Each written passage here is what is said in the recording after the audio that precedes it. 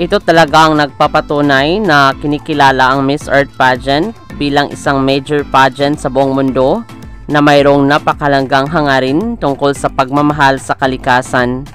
Sa press conference kamakailan lang, kinumpirma ng organization na expected na mayroong 140 na mga contestants ang sasali sa Miss Earth 2023 competition. Sa kabilang banda, gaganapin ang nasabing competition sa bansang Vietnam sa darating na December 22, 2023. Maraming salamat sa panonood. Para maging updated ka, huwag kalimutang mag-subscribe.